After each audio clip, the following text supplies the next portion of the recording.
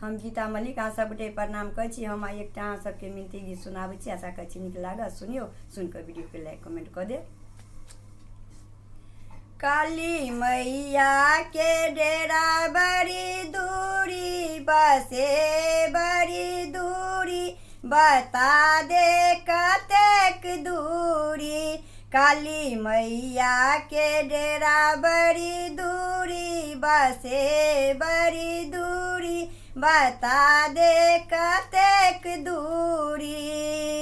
अपना मैया टीका गढ़ेलौं, अपना मैया टीका गढ़ेलौं।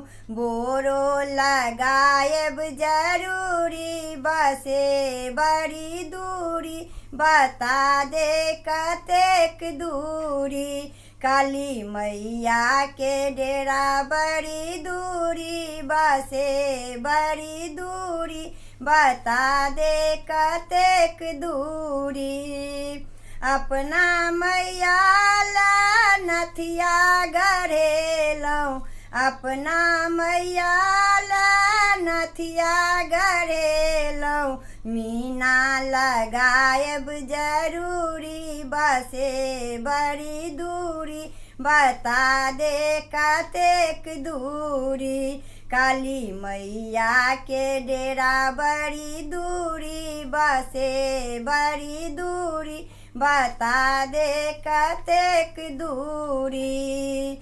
अपना मैया झुमका गढ़ेलौं, अपना मैया झुमका गढ़ेलौं।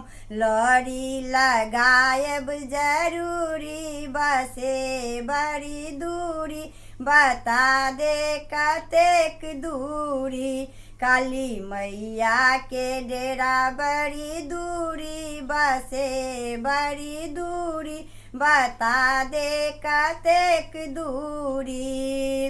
अपना मैया कंगन गढ़ेलौं, अपना मैया कंगन गढ़ेलौं।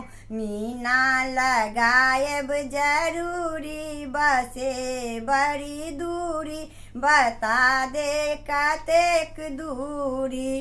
काली मैया के डेरा बड़ी दूरी बसे बड़ी दूरी बता दे कतेक दूरी।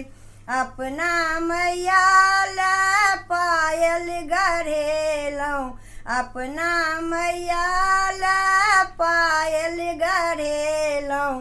बोरो लगायब जरूरी बसे बड़ी दूरी बता दे कतेक दूरी। काली मैया के डेरा बड़ी दूरी बसे बड़ी दूरी बता दे कतेक दूरी।